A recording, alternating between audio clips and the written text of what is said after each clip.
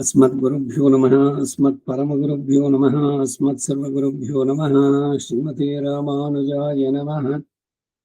श्रीमान् वेङ्कटनाथार्यः कवितार्किककेसरी वेदान्ताचार्यवर्यो मे सन्निधत्तां सदा हृदि।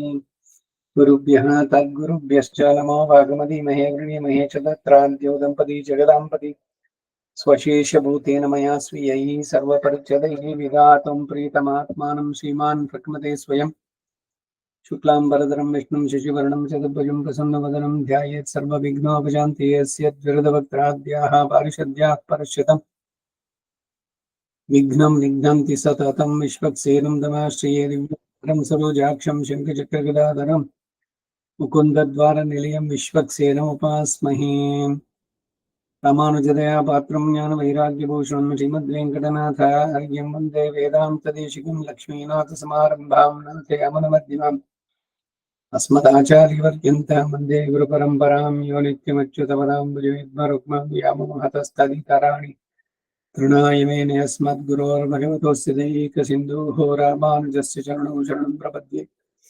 मातापिता युवतीस्तनया विभूतिः सर्वं यदेव नियमेन मदन्वयानां नाद्यस्य नः कुलपतेर्वकुलाभिरामम् श्रीमत्तदङ्घ्रिगणं प्रणमामि मूर्धाभूतं सुरश्च मादाक्वयमट्टनाथश्रीभक्तिसारकुलशेखरयोगिवान् भक्ताङ्घ्रिरेणुपरकालयतीन्द्रमिश्रान् श्रीमत्पराङ्कुशमुनिं प्रणतोऽस्मेत्यं व्यासं वसिष्ठनप्तारं शक्तेः पौत्रमकल्मषं पराशरात्मजं वन्दे शुकदातं तपोनिधिं व्यासाय विष्णुरूपाय व्यासरूपाय विष्णवे नमो वै ब्रह्मनिधये वासिष्ठाय नमो नमः। अविकाराय शुद्धाय नित्याय परमात्माय सदैकरूपरूपाय विष्णवे सर्वजिष्णवे सम्यज्ञाय कलापेन महता भारतेन च उपब्रह्मितवेदाय नमो व्यासाय विष्णवे मुनिं सिद्धां बुधाभासं वेदव्यासमकल्मषं वेदव्यासं सरस्वत्या वासं व्यासं नमाम्यहम्। अचतुर्वदनो ब्रह्मा द्विबाहुरपरोहरि अपारलोचन शम्भो भगवान् बादरायणः कृष्णं कमलपत्राक्षं पुण्यश्रवणकीर्तनं वासुदेवं जगद्योनिं नौमि नारायणं हरिं कृष्णाय यादवेन्द्राय ज्ञानमुद्रायोगिने नाथाय रुक्मिणीशाय नमो वेदान्तवेदिने सारथ्यमर्जुनस्याजो कुर्वन् गीतामृतं ददौ लोकत्रयोपकाराय तस्मै कृष्णात्मने नमः। सर्वोपनिषदो गावः दुग्धा गोपालनन्दनः पार्थो वत्सः सुधीर्भोक्ता दुग्धं गीतामृतं महते मलनिर्मोचनं पुंसां जलस्नानं दिने दिने सगद्गीताम्बसि स्नानं संसारमनमोचनं गीता सुगीता कर्तव्या किमन्ये शास्त्रविस्तरैः या स्वयं पद्मनाभस्य मुखपद्माद्विनिःसृता सर्वशास्त्रमयी गीता सर्वदेवमयो हरिः सर्वतीर्थमयी गंगा सर्वधर्ममयो मनुः यस्मिन् प्रसादसुमुखे कवयोऽपि ते शास्त्राणि शास्त्रयेन् महिमाश्रयाणि कृष्णेन तेन हृदय स्वयमेव गीतम् शास्त्रस्य तस्य सदृशं किमिहास्ति शास्त्रं भीष्मद्रोणतथा जयद्रथजल गान्धार नीलोत्पला शल्यग्राहवती कृपेण वहिनी कर्णेन वेलाकुल अश्वत्थाम विकर्णघोरमकरा दुर्योधनावर्तिनी सोत्तीर्णः कलपाण्डवैरणनदी कैवर्तके केशवे नमोऽस्तु ते व्यासविशालबुद्धे पुल्लारविन्दायतपत्तनेत्राय त्वया भारततैलपूर्णः प्रज्वालितो ज्ञानमयप्रदीपः प्रपन्नपारिजाताय तोत्रवेत्रैकपाणिये ज्ञानमुद्राय कृष्णाय गीतामृतदुहे नमः। वसुदेवसुतं देववंशचाणूरमर्दनं देवकी परमानन्दं कृष्णं वन्दे जगद्गुरुं पाराशर्यवचः सरोजमवनं गीतार्थगन्धोत्कटं नानाख्यानककेसरं हरिकथा सम्बोधनावोदितं लोके सज्जनषट्पदैराराः पिपीयमानं मुदा भूयात् भारतपङ्कजं कलिमलप्रध्वंसि नश्चैयसि मूकं करोति वाचालं पङ्गुं लङ्घयते गिरिं यत्कृपातमहं वन्दे परमानन्दमाधवम्। यं ब्रह्मा वरुणेन्द्र रुद्रमरुतस्तुन्वन्ति दिव्यैस्तवैः वेदैः साङ्गपदक्रमोपनिषदैर्गायन्ति यं सामगाः ध्यानावस्थितगतेन मनसा पश्यन्ति यं योगिनो यस्यान्तं न विदुःसुरासुरगणा देवाय तस्मै नमः। पार्थाय प्रतिबोधितां भगवता नारायणेन स्वयं व्यासेन कथितां पुराणमुनिना मध्ये महाभारतम् अद्वैतामृतवर्षिणीं भगवतीम् अष्टादशाध्यायिनीं मां बत्वा मनसन्ददामि भगवद्गीते भवद्वेषिणीम् अष्टमैषी समेत श्रीकृष्णाय परब्रह्मणे नमः। अतः श्रीमद्भगवद्गीतासु उपनिषत्सु ब्रह्मविद्यायां योगशास्त्रे श्रीकृष्णार्जुनसंवादे विश्वरूपदर्शन योगो नाम एकादशाध्याये प्रथमश्लोकः। 11ನೇ ಅಧ್ಯಾಯ ಮೊದಲನೆಯ ಶ್ಲೋಕ.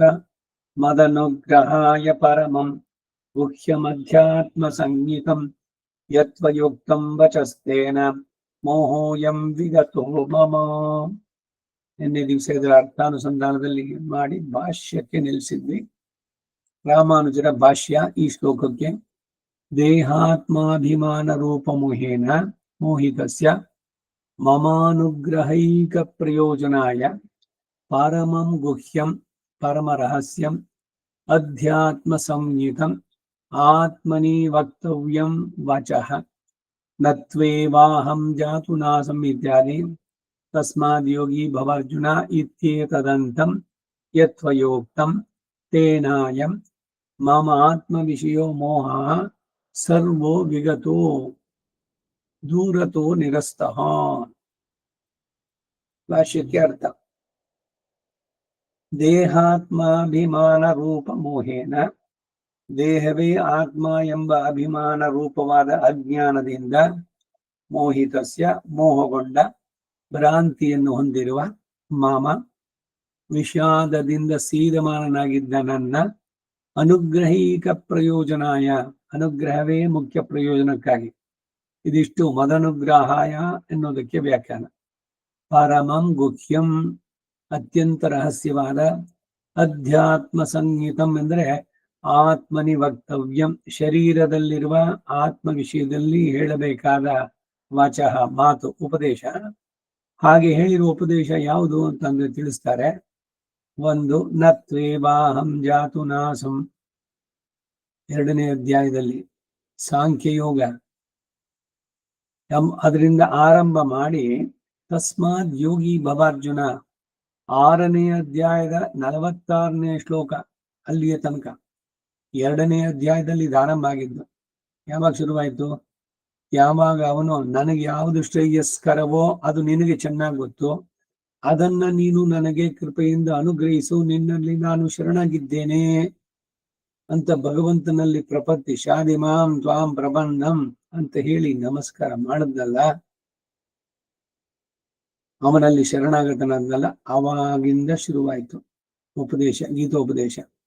2ನೇ ಅಧ್ಯಾಯದ 7ನೇ ಶ್ಲೋಕ ಪ್ರಧಾನವಾಗಿ ಮಾಡಿದ್ದೇನು ಅಂದ್ರೆ ಬರೀ 2ನೇ ಅಧ್ಯಾಯ ಅಷ್ಟೇ ಅಲ್ಲ, ಅಲ್ಲಿಂದ ಶುರುವಾಗಿದ್ದು 6ನೇ ಅಧ್ಯಾಯದ 46ನೇ ಶ್ಲೋಕ ತಸ್ಮಾದ್ಯೋಗಿ ಭವಾರ್ಜುನ ಅಲ್ಲಿಯ ತನಕ ಇತ್ಯೇತದಂತಂ ಎಂಬುದರ ಕೊನೆವರೆಗೂ ಯತ್ವಯ ಯಾವುದು ನಿನ್ನಿಂದ ಪೂರ್ವ ಷಟ್ಕದಲ್ಲಿ ಹೇಳ್ಪಟ್ಟಿತ್ತೋ, ಷಟ್ಕ ಅಂದ್ರೆ 6, ಮೊದಲಿನ 6 ಅಧ್ಯಾಯಗಳಲ್ಲಿ ಹೇಳಲ್ಪಟ್ಟಿತ್ತೋ, ತೇನ ಆ ಉಪದೇಶದಿಂದ, ಅಯಂ ಈ ಮಮ ಆತ್ಮ ವಿಷಯ ನನ್ನ ಆತ್ಮ ವಿಷಯವಾದ, ಸರ್ವ ಮೋಹ ಸಮಸ್ತ ಅಜ್ಞಾನವು, ವಿಗತಃ ಅಂದರೆ ದೂರತಃ ನಿರಸ್ತಃ ದೂರವಾಗಿ ನಿರಸನ ಮಾಡಲ್ಪಟ್ಟಿತು, ನಿರ್ಮೂಲ ಮಾಡಲ್ಪಟ್ಟಿತು ಎಂಬ ಭಾವ. ಸಸ್ಯದ ಮೂಲವು ಸ್ವಲ್ಪ ನಿಂತರೆ ಪುನಃ ಚಿಗುರುವ ಸಂಭವ ಉಂಟು.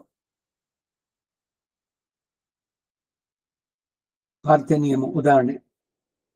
ಎಲ್ಲ ಮೇಲಿಂದ ಎಲ್ಲ ಭೂಮಿ ಎಲ್ಲ ಕತ್ತರಿಸಿ ಎಲ್ಲ ಸುಟ್ಬಿಡಿ, ಆದ್ರೂ ಕೂಡ ಮಳೆ ಬಿತ್ತು ಅಂದ್ರೆ ಮೊಳಕೆ ಬರುತ್ತೆ, ಚಿಗುರುತ್ತೆ ಮತ್ತೆ.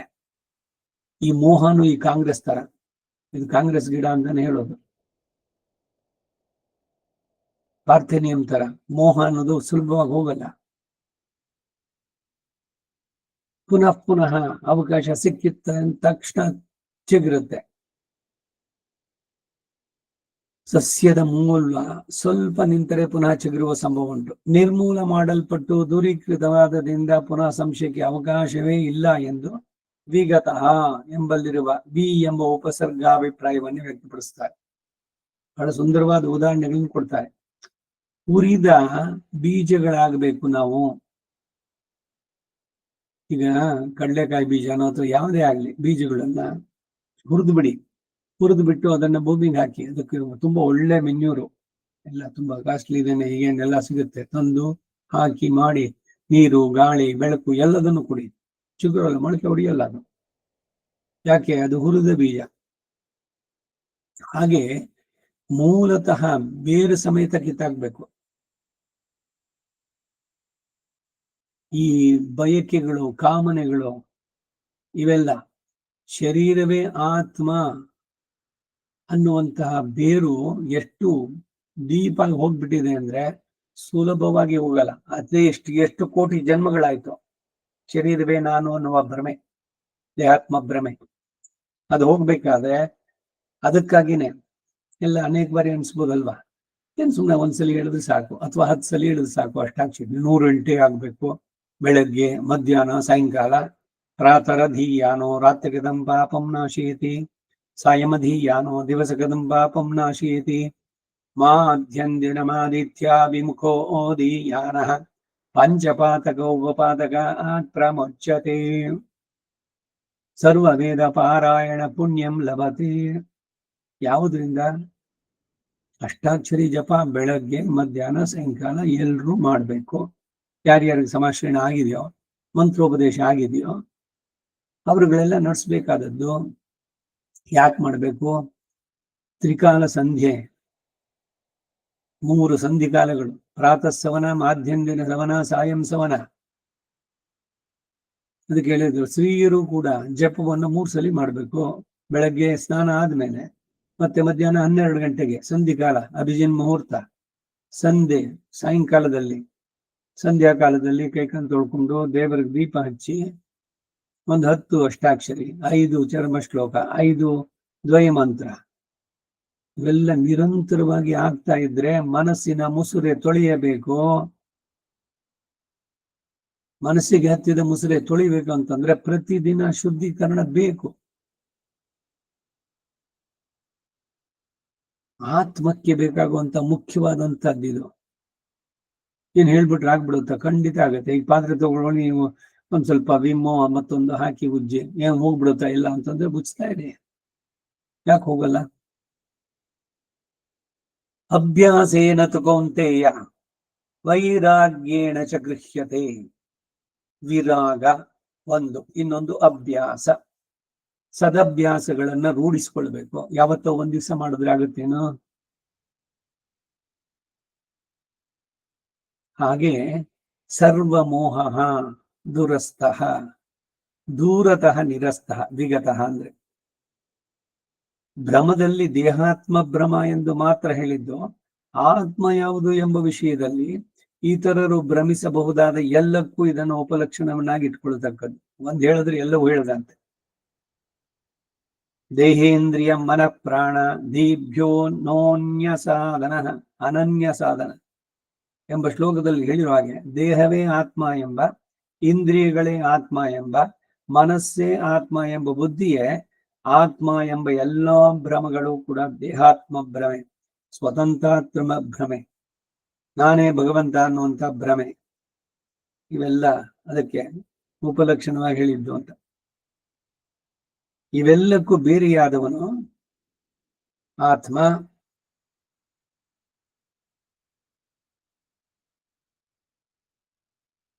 ಎಂಬ ಈ ವಿವೇಕವನ್ನ ಶ್ರೀಕೃಷ್ಣ ಭಗವಾನರವರು ತಮ್ಮ ಉಪದೇಶದಿಂದ ಉಂಟು ಮಾಡಿದ್ರು ಎಂಬ ಭಾವ. ಭ್ರಮಗಳು ಮುಖ್ಯವಾಗಿ 3 ಆಗಿರುವಾಗ ಈ ಭ್ರಮ ಒಂದನ್ನು ಯಾಕೆ ಹೇಳಿದ್ರು ಅಂದರೆ, ಯಾವಾಗ ಈ ಭ್ರಮೆ ಉಂಟಾಯಿತು, ಯಾವಾಗ ದೇಹಾತಿರಿಕ್ತವಾಗಿ ಯಾವುದು ಇಲ್ಲ ಎಂದಾಯಿತು, ಪರಮಾತ್ಮನೆಂದು ಬೇರೆ ಒಂದಿಲ್ಲ ಎಂಬ ಭ್ರಮೆಯು ಒಡನೆ ತಲೆದೋರುತ್ತೆ. ತನಗೆ ಮೇಲೆ ಸ್ವಾಮಿಯಾಗಿ ಯಾರೂ ಇಲ್ಲವೆಂದಾಯಿತು, ತಾನು ಸ್ವತಂತ್ರ ಎಂಬ ಭ್ರಾಂತಿಯು ನೆಲೆಗೊಳ್ಳುತ್ತೆ. ಆದ್ದರಿಂದ ಸರ್ವ ಭ್ರಮಗಳಿಗೂ ಇದು ಮೂಲವಾದ್ದರಿಂದ ದೇಹಾತ್ಮಾಭಿಮಾನ ರೂಪ ಮೋಹ ಎಂದು ಒಂದನ್ನೇ ಹೇಳಿದ್ರು. ಇದು ಹೋದ್ರೆ ಅದರೊಂದಿಗೆ 2 ಹೋಗುತ್ತೆ ಎಂದು ತಿಳಿಸೋದಕ್ಕಾಗಿ ಮೋಹ ಸರ್ವ ಎಂಬ ಪ್ರಯೋಗ. ದೇಹವೇ ಬೇರೆ, ಆತ್ಮವೇ ಬೇರೆ. ಆತ್ಮನು ದೇಹ ವಿಯೋಗವಾದ ಹಾಗೆಲ್ಲ ಅನ್ಯಾನಿ ಸಂಯಾತಿ ನವಾನಿ ದೇಹಿ, ಹೊಸ ಹೊಸ ಶರೀರಗಳನ್ನು ಹೊಂದುತ್ತಾನೆ. ಒಂದು ವಸ್ತ್ರ ಧರಿಸಿದ್ದೀವಿ, ಚೆನ್ನಾಗಿತ್ತು, ಒಂದೆರಡು ದಿವಸ ಎಲ್ಲ ಉಪಯೋಗಿಸಿದ್ದಾಯ್ತು, ಹರಿದೋಯ್ತು, ಅದು ಬಿಸಾಕಿ ಹೊಸದನ್ನು ತಗೊಳ್ತೇನೆ. ವಸ್ತ್ರವೇ ಇಲ್ಲದೆ ಇರ್ತಾರೇನೋ, ಇಲ್ಲ ಅಯ್ಯೋ ಹಾಳೆದು ತುಂಬಾ ಚೆನ್ನಾಗಿತ್ತು, ಎಲ್ಲರೂ ಅಪ್ರಿಶಿಯೇಟ್ ಮಾಡಿದ್ರು ಅಂತ ಅಳ್ತಾ ಕೂತ್ಕೊಳ್ತೀವಿ. ಅದಕ್ಕೆ ಬ್ರಹ್ಮಸೂತ್ರದಲ್ಲಿ ಶ್ರೀಭಾಷ್ಯದಲ್ಲಿ ಇದನ್ನ ಹೇಳ್ತಾರೆ, ಯಥಾ ಜಲೂಕವತ್ತು ಅಂತ. ಅಲ್ಲಿ ನೀರಿನ ಜೊಂಡಿನಲ್ಲಿ ಈ ಜಿಗಣೆ ಇದೆಯಲ್ಲ, ಅದಕ್ಕೆ ಜಲೂಕ ಅಂತ ಹೆಸರು. ಅದು ಬಂದು ಒಂದು ತುದಿಯಿಂದ ಆ ಕಡೆ ಈ ಕಡೆ ನೋಡಿ ಇನ್ನೊಂದು ಗರಿ ತುದಿ ಹಿಡ್ಕೊಂಡು ಆಮೇಲೆ ಹಿಂದಿನ ಕಾಲನ್ನು ಎತ್ತುತ್ತಂತೆ. ಆ ರೀತಿ ಈ ಆತ್ಮ, ಈ ಶರೀರ ಜೀರ್ಣವಾಗಿದ್ದು ಅಂದ್ರೆ ಇನ್ನೊಂದು ಶರೀರ ಸಿದ್ಧವಾಗಿ ಇರುತ್ತೆ ಖಂಡಿತ. ಆ ಶರೀರಕ್ಕೆ ಇವನು ಹೋಗ್ಬೇಕಾದ್ರೆ ಇದನ್ನು ಬಿಟ್ಟುಬಿಟ್ಟು ಆಮೇಲೆ ಅದಕ್ಕೆ ಹೋಗ್ತಾನೆ ಅಂತ. ಅದೆಲ್ಲ ಹೇಗೆ ಅನ್ನೋದನ್ನೆಲ್ಲ ಅಪರದ ಇದರಲ್ಲಿ ಎಲ್ಲವನ್ನು ಬಹಳ ವಿಶೇಷವಾಗಿ ತಿಳಿಸುತ್ತೆ. ಎಷ್ಟೆಷ್ಟು ದಿವಸದ್ದು ಇದರಲ್ಲಿ ಒಂದೊಂದು ದಿವಸ ಸಂಸ್ಕಾರ ಆದಾಗ ಏನಾಯ್ತು, ಪ್ರೇತ ಶರೀರ, ಆಮೇಲೆ ಬೇರೆ ಸೂಕ್ಷ್ಮವಾದ ಶರೀರಗಳು, ಅಂತೂ ಶರೀರ ಇಲ್ಲದಂತೆ ಇಲ್ಲ, ಸದಾ ಇರುವಂತದ್ದೇನೆ. ಹೀಗೆ ನಾನಾ ಯೋನಿಗಳಲ್ಲಿ ದೇಹ ವಿಯೋಗ ಆದ ಹಾಗೆಲ್ಲ ಅನ್ಯಾನಿ ಸಂಯಾತಿ ನವಾನಿ ದೇಹಿ, ಹೊಸ ಹೊಸ ಶರೀರಗಳನ್ನು ಹೊಂತಾನೆ. ಆತ್ಮ ಅವಿನಾಶಿ ಎಂದು, ವಿನಾಶ ಇಲ್ಲ, ಅದಕ್ಕೆ ಹಿಂದೆನೂ ಇತ್ತು, ಇವತ್ತು ಇದೆ, ಮುಂದಕ್ಕೂ ಇದೆ. ಮತ್ತೆ ಹಾಗಾದ್ರೆ ಏನ್ ಬೇಕು ನಮಗೆ ಅಂದ್ರೆ, ಈ ಹುಟ್ಟು ಸಾವಿನ ಚಕ್ರ ಬಿಡಿಸ್ಕೊಳ್ಬೇಕಷ್ಟೇ. ಆತ್ಮಕ್ಕೇನು ಹೊಸದಾಗಿ ಇನ್ನೇನು ಬರುವುದಲ್ಲ. ಅದರ ಸ್ವಸ್ವರೂಪದಲ್ಲಿದ್ದಾಗ ಈ ಕರ್ಮದ ಬಂಧ ಇಲ್ದಿದ್ರೆ ಜ್ಞಾನ ಆನಂದಮಯ ಆತ್ಮ ಶೇಷೋಹಿ ಪರಮಾತ್ಮನಃ ಅನ್ನುವಂಥ ಪೂರ್ಣವಾದ ಜ್ಞಾನ. ಅವಿನಾಶಿ ಅಚ್ಛೇದ್ಯ, ಯಾರು ಅದನ್ನ ಛೇದ ಕತ್ತರಿಸೋದಕ್ಕಾಗಲ್ಲ. ನೈನಂ ಚಿಂದಂತಿ ಶಸ್ತ್ರಾಣಿ ನೈನಂ ದಹತಿ ಪಾವಕಃ ನಿತ್ಯ ಸರ್ವಗತ ಸ್ಥಾಣು ಅಚಲೋಯಂ ಸನಾತನಃ ಎಂದು ಯಾವಾಗ ಉಪದೇಶ ದೊರಕಿದೋ ಆಗಲೇ ಈ ಮೋಹ ದೂರೀಕೃತವಾಯಿತು ಎಂಬ ಭಾವ. ಪರಮಾತ್ಮನು ನನಗೆ ಆತ್ಮ ಸರ್ವನಿಯಂತ ಎಂದು, ನನ್ನ ಸತ್ತ ಸ್ಥಿತಿ ಪ್ರಯತನಾದಿಗಳೆಲ್ಲ ಪರಮಾತ್ಮನಾದ ನಿನ್ನ ಅಧೀನ ಎಂದು ಯಾವಾಗ ಉಪದೇಶ ಲಭಿಸಿತೋ, ನನ್ನ ಹುಟ್ಟು, ನನ್ನ ಇರವು, ಕಡೆಗೆ ನನ್ನ ಅಳಿವು, ಇಲ್ಲಿದ್ದಾಗ ನನ್ನ ಉಳಿವು ಎಲ್ಲವೂ ಕೂಡ ಅವನಿಗೆ ಸೇರಿದ್ದು ಅನ್ನುವಂಥದ್ದು. ಯಾವಾಗ ಹೀಗೆ ದೇಹವಾದ ಜಡ ಪ್ರಕೃತಿ ಏನು, ಚಿತ್ ಪ್ರಕೃತಿ ಏನು, ಈಶ್ವರನೇನು, ಹೀಗೆ ಮೂರು ತತ್ವಗಳ ಸ್ವರೂಪ ಸ್ವಭಾವಾದಿಗಳ ಯಥಾರ್ಥ ಉಪದೇಶಗಳು ನನಗೆ ಪರಮ ಕೃಪೆಯ ನಿನ್ನಿಂದ ಲಭಿಸಿತೋ, ಆಗ ಸಮಸ್ತ ಭ್ರಮವು ಭ್ರಮಸ್ಸರ್ವ ತೊಲಗಿತು.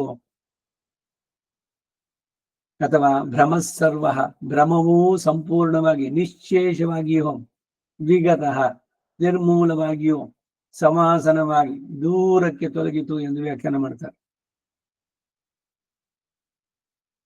ಒಂದೊಂದು ಪದದ ಬಳಕೆ ಇಲ್ಲಿ ಅಷ್ಟು ಅರ್ಥಪೂರ್ಣವಾಗುತ್ತೆ. ಅಶೇಷತಃ ಕ್ಷಮಸ್ವ ಅಂತಂದ್ರೆ ಏನು, ಏನೋ ಒಂದನ್ನ ಕ್ಷಮಿಸಿದ್ದೀನಿ, ಇನ್ನೆರಡು ಮಾಡಿದ್ದಿಲ್ಲ, ಅದಕ್ಕೆ ಪನಿಷ್ಮೆಂಟ್ ಉಂಟು ಅಂತಲ್ಲ. ವಾಕ್ಕಾಯ ಮನೋವಾಕ್ಕಾಯ, ಕಾಯ ವಾಚ ಮನಸ ಮಾಡಿದ್ದು ಜನ್ಮಾಂತರಗಳಲ್ಲಿ. ಅಕೃತ್ಯಾಕರಣ, ಮಾಡಬಾರದನ್ನು ಮಾಡಿದ್ದು. ಕೃತ್ಯ ಅಕರಣ, ಮಾಡಬೇಕಾದದ್ದು ಬಿಟ್ಟಿದ್ದು. ಎಲ್ಲ ರೀತಿಯ ಅಪಚಾರಗಳು. ಅಶೇಷತಃ, ಒಂದು ಚೂರು ಬ್ಯಾಲೆನ್ಸ್ ಇಲ್ದಂತೆ ಪೂರ್ಣವಾಗಿ ಮೊತ್ತವಾಗಿ. ತಮಿಳಿನಲ್ಲಿ ಅದಕ್ಕೆ ಯಾರು ಮತ್ತೊಮ್ ಅಂತ ಹೇಳೋದನ್ನು. ಮತ್ತೊಮ್ ಅಂದ್ರೆ ಮತ್ತೆ ಪುನಃ ಅಂತಂದ್ರೆ, ಮೊತ್ತಮ್ ಅಂದ್ರೆ ಮೊತ್ತವಾಗಿ ತೆಗೆದು ಬಿಡಲ್ಲ, ಪೂರ್ಣವಾಗಿ, ಒಂದು ಚೂರು ಬ್ಯಾಲೆನ್ಸ್ ಇಲ್ಲದಂತೆ. ಹಾಗೆ ಸಂಪೂರ್ಣವಾಗಿ ಸಮಾಸನವಾಗಿ ದೂರಕ್ಕೆ ತೊಲಗಿತು. ಪುನಃ ಅದರದ್ದು ಚಿಗುರುವಂತ ಸಾಧ್ಯತೆ ಇಲ್ಲ, ಹುರಿದ ಬೀಜದಂತೆ. ಈಗ ತಾನು ಹೇಳಿದಾಗೆ ಮಮಾನುಗ್ರಹೈಕ ಪ್ರಯೋಜನಾಯ ಎಂದು ಅವಧಾರಣದೊಂದಿಗೆ ಏಕ ಶಬ್ದದಿಂದ ಅನುಗ್ರಹ ಏಕ ಪ್ರಯೋಜನಾಯ.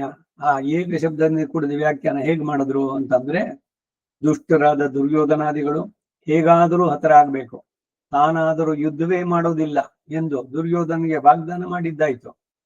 ಆದ್ದರಿಂದ ಯುದ್ಧ ಪ್ರೋತ್ಸಾಹನಕ್ಕಾಗಿ ಮಾತ್ರ ಇವೆಲ್ಲ ವಂಚಿಸಿ ಹೇಳಿದ ಉಪದೇಶ ಎಂಬ ಭ್ರಮೆಯೂ ಕೂಡ ಹೋಯಿತು ಎಂಬ ತಾತ್ಪರ್ಯ. ಕೃಷ್ಣನನ್ನ ಸರಿಯಾಗಿ ತಿಳಿಯೋದು ಅಂದ್ರೆ ಹೀಗೆ, ಅವನ ಪ್ರತಿ ಒಂದೊಂದು ಆಕ್ಷನ್ ಕೂಡ ಕಪಟ, ಮೋಸ ಮಾಡದ, ಹೇಳಿದನ್ ಬಿಟ್ಬಿಟ್ಟ, ಹಾಗೆ ಹೀಗೆ. ಯಾವಾಗ ಈ ಶರೀರವೇ ನಾನು ಅನ್ನೋ ಭ್ರಮೆ ಇರುತ್ತೋ ಅವಾಗ ಈ ತರದ್ದೆಲ್ಲ ಬರುತ್ತೆ. ಒಂದ್ ವೇಳೆ ನಾವು ಅವನ ಪ್ಲೇಸ್ ನಲ್ಲಿ ಇದ್ದಿದ್ರೆ we would have done much better than him. ಇತ್ತಾನೆ ಉಚಿತನ ನಮ್ಗೆ ಅನ್ಸೋದು. ನಾನೇನಾದ್ರೂ ಅಲ್ಲಿ ಇದ್ರೆ ಹೇಗ್ ಮಾಡ್ತಿದ್ದೆ ಗೊತ್ತಾ? ಇದೆಲ್ಲ ದೇಹಾತ್ಮ ಭ್ರಮೆ, ಹೋಗದೆ ಇದ್ದಾಗ ಬರುವಂತ ವಿಕಲ್ಪಗಳು. ಹಾಗಾಗಿ ರಾಮನಲ್ಲಿಯೋ ಕೃಷ್ಣನಲ್ಲಿಯೋ ಅವನ ಅವತಾರಗಳಲ್ಲಿಯೋ ಯಾವ್ದಾದ್ರು ದೋಷಗಳನ್ನ ಮತ್ತೊಂದನ್ನ ಹೇಳಿದ್ರೆ ಅವನನ್ನು ಸರಿಯಾಗಿ ಅರ್ಥ ಮಾಡ್ಕೊಂಡಿಲ್ಲ ಅಂತ.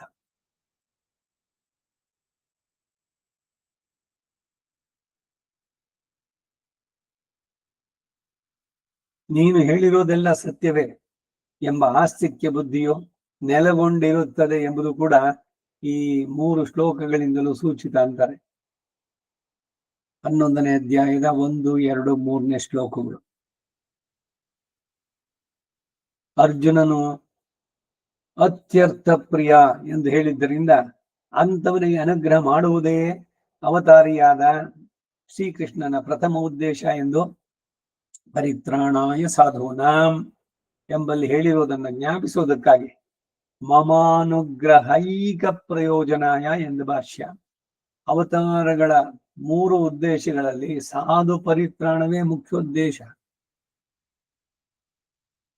ಸಾಧು ಪರಿತ್ರಾಣಾಯ ಸಾಧೂನ ವಿನಾಶಾಯ ಚ ದುಷ್ಕೃತಾಂ ಧರ್ಮ ಸಂಸ್ಥಾಪನಾರ್ಥಾಯ ಸಂಭವಾಮಿ. ವಿನಾಶಾಯ ಚ ದುಷ್ಕೃತಾಂ ಅನ್ನೋದು ಅವನು ಸರ್ವಶಕ್ತ. ವೈಕುಂಠದಲ್ಲಿ ಕೂತ್ಕೊಂಡೇನೆ ತಾನು ಸೃಷ್ಟಿಸಿದ ಈ ಲೀಲಾ ವಿಭೂತಿಯಲ್ಲಿ ಎಲ್ಲ ದುಷ್ಟಗಳು ನಾಶವಾಗ್ಲಿ ಅಂತ ಮಾಡ್ಬಿಟ್ರೆ, ಸಂಕಲ್ಪ ಮಾಡಿದ್ರೆ ಆಗೋಯ್ತು. ಯಾಕೆಂದ್ರೆ ಅವನು ಸತ್ಯ ಸಂಕಲ್ಪ, ಅವನ ಸಂಕಲ್ಪ ಸುಳ್ಳಾಗೋದ. ಯಾಕೆ ಬರ್ಬೇಕು ಅಂತಂದ್ರೆ, ಭಕ್ತರು ಕರೆದಾಗ ಯಾವ ಕರೀತಾರೋ ಅಂತ ಕಾಯ್ತಾ ಇರ್ತಾನೆ. ಸಾಧು ಪರಿತ್ರಾಣ ಅದು ಬಹಳ ಪ್ರಮುಖವಾದದ್ದು. ಇದು ಅವತಾರ ರಹಸ್ಯ. ಸಾಧು ಪರಿತ್ರಾಣವೇ ಬಹಳ ಮುಖ್ಯವಾದ ಉದ್ದೇಶ.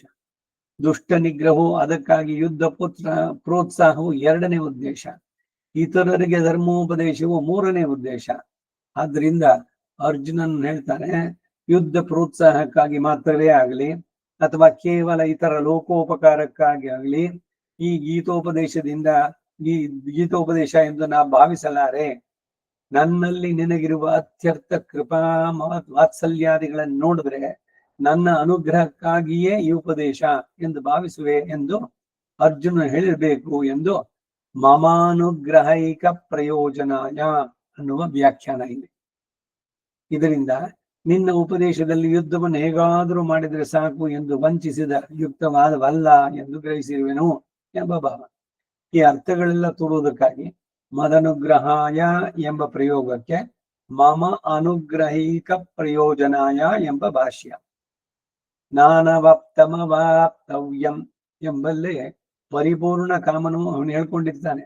ತಾನು ಮಾಡೋದೆಲ್ಲ ಭಕ್ತರ ಅನುಗ್ರಹಕ್ಕಾಗಿ ವಿನಃ ತನಗಾಗಿ ಯಾವುದೂ ಅಲ್ಲ.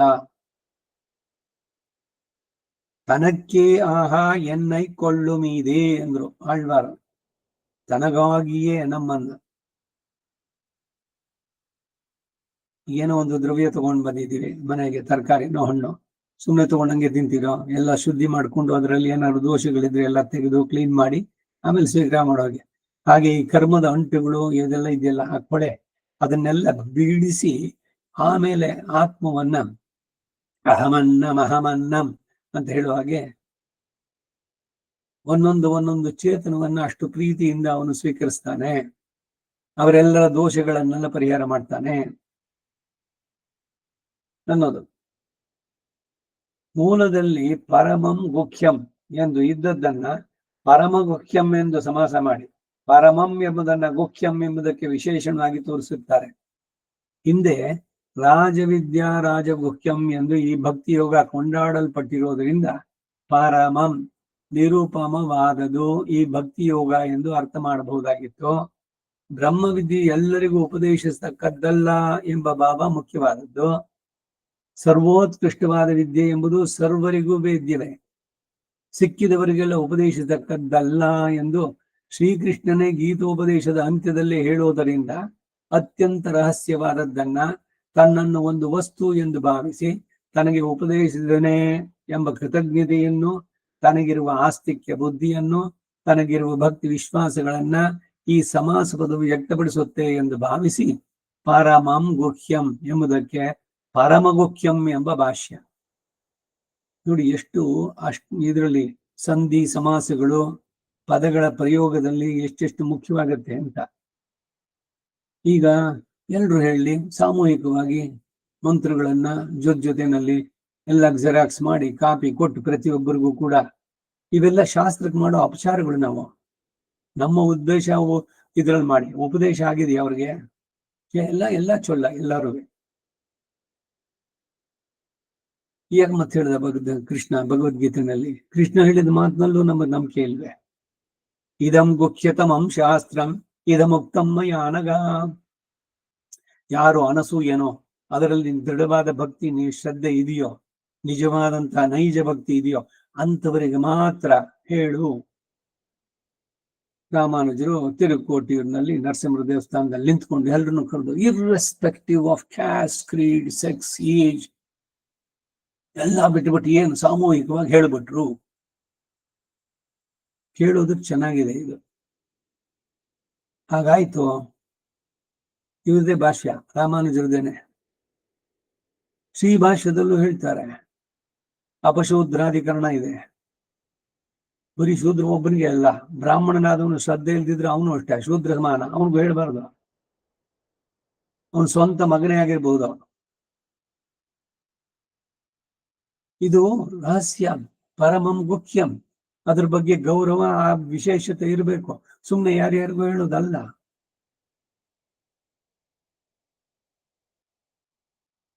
ಮೌನಂ ಜೈವಾಸ್ಮಿ ಗುಖ್ಯಾನಾಂ ಅಂತ ಹಿಂದೆ ವಿಭೂತಿ ಯೋಗದಲ್ಲಿ 38ರಲ್ಲಿ ಹೇಳಿದ್ದು. ಗುಖ್ಯ ಶಬ್ದಾರ್ಥಕ್ಕಿಂತ ಬೇರೆ ಅರ್ಥ ಉಳ್ಳದ್ದು ಅಲ್ಲಿ ಗೋಪನ ಎಂಬ ವ್ಯಾಖ್ಯಾನ, ಇಲ್ಲಿ ರಹಸ್ಯ ಎಂಬ ವ್ಯಾಖ್ಯಾನ. ಬ್ರಹ್ಮವಿದ್ಯೆಗೆ ಅಧ್ಯಾತ್ಮ ವಿದ್ಯೆ ಎಂಬ ಸಂಜ್ಞಾ ಏತಕ್ಕೆ ಅಂದ್ರೆ ಆತ್ಮನಿ ವಕ್ತವ್ಯಂ ಎಂದು ವ್ಯಾಖ್ಯಾನದಿಂದ ತಿಳಿಸ್ತಾರೆ. ಶರೀರದಲ್ಲಿರುವ ಆತ್ಮ ವಿಷಯವಾವುದು ಆತ್ಮ ಸಂಬಂಧಿಯಾದ ವಿದ್ಯೆ, ಆತ್ಮ ಸ್ವರೂಪಾದಿಗಳನ್ನು ಬೋಧಿಸುವ ವಿದ್ಯೆ. ವಿದುರ ಯಾರು? ಅವನ ಹಿನ್ನೆಲೆ ಗೊತ್ತಲ್ಲ ನಿಮಗೆ. ಅಣಿಮಾಂಡವ್ಯನ ಶಾಪ ಯಮಧರ್ಮರಾಜನಿಗೆ, ನೀನು ಮನುಷ್ಯ ಯೋನಿಯಲ್ಲ ಹುಟ್ಟು ಅಂತ.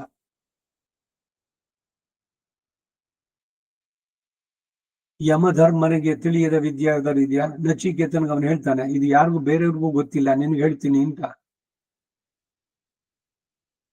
ಅಂಥವನು ಧೃತರಾಷ್ಟ್ರ ಬಂದು ಕೇಳಿದಾಗ ವ್ಯಾವಹಾರಿಕವಾಗಿ ಲೌಕಿಕವಾಗಿ ಏನೇನು ಬೇಕೋ ಆ ವಿಷಯಗಳನ್ನೆಲ್ಲ ತಿಳಿಸಿ, ನೀನು ಆತ್ಮದ ಬಗ್ಗೆ ತಿಳಿಬೇಕಾದ್ರೆ ನನಗ್ ಗೊತ್ತು, ಆದ್ರೆ I am not suppose to tell ಅಂತ ಅವನು. ನೀನ್ ಅದಕ್ಕೆ ಸನತ್ಸುಜಾತರನ್ನ ಧ್ಯಾನಿಸು. ಧೃತರಾಷ್ಟ್ರನ್ಗೆ ಹೇಳಿ ತಾನು ಪ್ರಾರ್ಥನೆ ಮಾಡಿ ಸನತ್ಸುಜಾತರು ಅಲ್ಲಿ ಬರುವಂಗ್ ಮಾಡ್ತಾನೆ. ಗೊತ್ತಿದ್ಮೇಲೆ ಅವನೇ ಹೇಳ್ಬೋದಿತ್ತಲ್ಲ, ಏನ್ ಮಹಾ ಕ್ಯಾಸೆಟ್ ಹಾಕಿ ಓಂ ನಮೋ ನಾರಾಯಣ ಬರುತ್ತೆ. ಅನುರಾಧ ಪೋಡ್ವಾಳ್ ಗಾಯತ್ರಿ ಮಂತ್ರ ಹೇಳಿದಾಳೆ. ಎಲ್ರು ಎಲ್ಲದನ್ನು ಹೇಳೋಕ್ಕಾಗತ್ಯ? ವೈದ್ಯಕೀಯ ಪುಸ್ತಕಗಳು ಎಲ್ಲ ಸಿಗುತ್ತೆ ಮಾರ್ಕೆಟ್ನಲ್ಲಿ. ಅನಾಟಮಿ, ಫಿಸಿಯಾಲಜಿ, ಎಂಬ್ರಿಯಾಲಜಿ ಪ್ರತಿಯೊಂದು ತಗೊಂಡ್ಬಿಟ್ಟು ಪ್ರತಿಯೊಬ್ರು ಡಾಕ್ಟರ್ ಆಗಬಹುದಲ್ಲ. ಅದಕ್ಕೊಂದು ಯೋಗ್ಯತೆ ಇದೆ ಬೇಡವೆ? ಎಲ್ರು ಡಾಕ್ಟರ್ ಆಗೋಕ್ ಸಾಧ್ಯನೋ? ಹಾಗೆ ಯಾರು ಮಂತ್ರಗಳನ್ನ ಉಪದೇಶ ಮಾಡೋಕೆ, ಮಂತ್ರವನ್ನು ಜಪಿಸೋದಕ್ಕೆ ಅವ್ರಿಗೊಂದು ಯೋಗ್ಯತೆ ಬೇಡವೆ? ಇದು ಯಾಕೆ ಒಪ್ಕೊಳ್ಳೋಕ್ ಸಾಧ್ಯ ಇಲ್ಲ? ಡಾಕ್ಟರ್ ಆಗೋದಕ್ಕೆ ಇಲ್ಲ, ಅವ್ರಾಗ್ಬೇಕು. ಈಗ ನಾನೆಲ್ಲ ಚೆನ್ನಾಗಿ ಡಾಕ್ಟರ್ಗಿಂತ ಚೆನ್ನಾಗಿ ಓದ್ಬಿಟ್ಟು ಎಲ್ಲದನ್ನು ಇಟ್ಕೊಂಡಿದ್ದೀನಿ, ನಾ ಮಾಡ್ತೀನಿ ಅಂದ್ರೆ ಎಷ್ಟು ಜನ ನನ್ನಲ್ಲಿ ನಂಬಿಕೆ ಇಟ್ಟು ಬರ್ತಾರೆ? ಸರ್ಟಿಫಿಕೇಟ್ ಇದೆಯಾ ನಿಮ್ಮ ಹತ್ರ? ರಿಜಿಸ್ಟ್ರೇಷನ್ ಆಗಿದೆಯಾ? ಹಾಗೆ ಈ ಅಧ್ಯಾತ್ಮದಲ್ಲೂ ಕೂಡ ಅಷ್ಟೇ. ಯಾರ ತಿರುವಡಿ, ಯಾರ ಕಿಟ್ಟ ಸಮಾಶ್ರೇಣು, ಕೇಳು ಉದ್ದೇಶ ಏನು? It's A serious thing. ಅಯ್ಯೋ ಏನೋ ಅದಾನೆ ಅಷ್ಟೇ, ಬನ್ನಿ. ಪ್ರತಿಯೊಂದೊಂದು ಅಷ್ಟೇ. ಈಗ ಶ್ರೀರಂಗಕ್ಕೆ ಹೋಗಿದ್ದೆ, ಸುಪ್ರಭಾತ ಸೇವೆ ಆಯಿತು. ಒಂದಿಷ್ಟು ಇದ್ರದ್ದೆಲ್ಲ ಡ್ರೈ ಫ್ರೂಟ್ಸ್ ಇದ್ರದ್ದು ಹಾಕೊಂಡು ಹೋಗಿದ್ದೆ.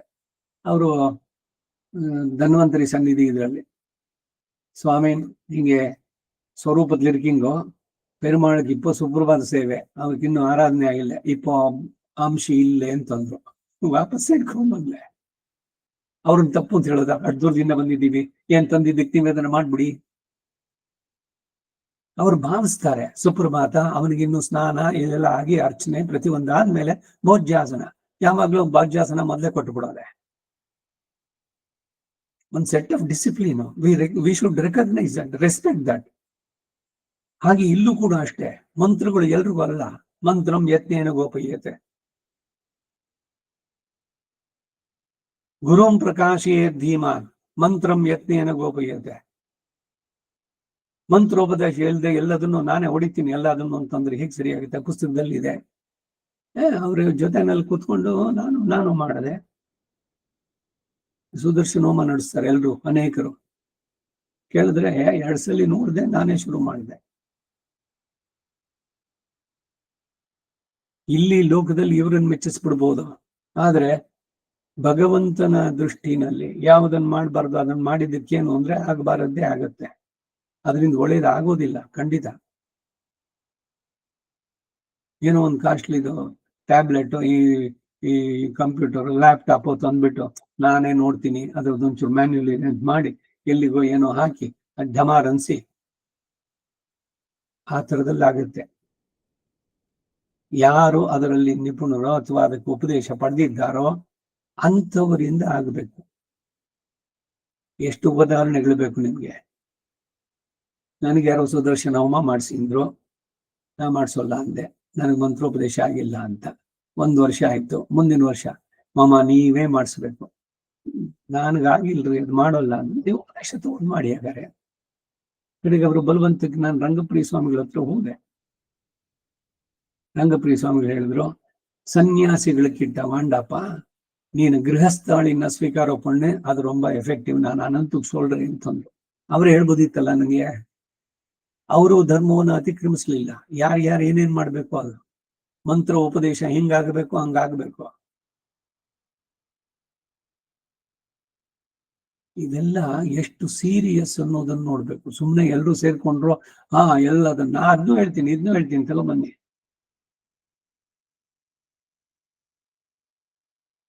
ಒಂದು ಉಪದೇಶ ಇಲ್ಲದೆ ಏನಾದ್ರು ಮಾಡ್ಲಿಕ್ಕಾಗತ್ತೋ?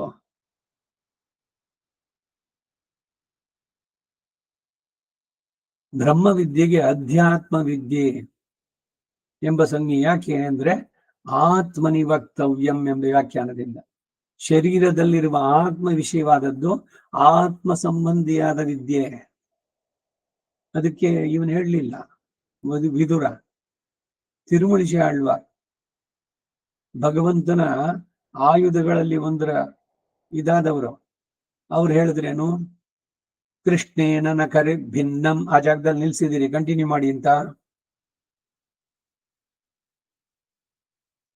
ಆತ್ಮಸ್ವರೂಪಾದಿಗಳನ್ನ ಬೋಧಿಸುವ ವಿದ್ಯೆ, ಎಲ್ಲವೂ ಪರಮಾತ್ಮನಿಗೆ ಶರೀರ ಎಂದು ಬೋಧಿಸುವ ವಿದ್ಯೆ, ತಾನು ಹೇಗೆ ಪ್ರಾಪ್ತ, ಪರಬ್ರಹ್ಮನು ಹೇಗೆ ಪ್ರಾಪ್ಯ ಎಂದು ಬೋಧಿಸುವ ವಿದ್ಯೆ ಎಂಬ ಭಾವ.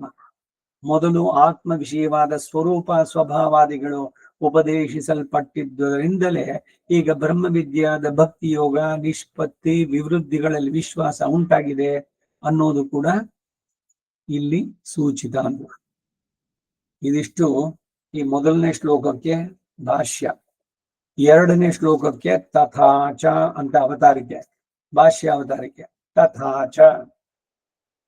ಹಾಗೆಯೇ ಇನ್ನು ಅರ್ಜುನ ಹೇಳ್ತಾನೆ, ಹಿಂದೆ ಹೇಳಿದುದರ ಅನುವಾದವಲ್ಲದೆ ಇನ್ನು ಬೇರೆ ಅಭಿಪ್ರಾಯವನ್ನು ಅರ್ಜುನ ಹೇಳುತ್ತಾನೆ ಎಂದು ತಿಳಿಸುವುದಕ್ಕಾಗಿ ಚ ಎಂದು ಪದ.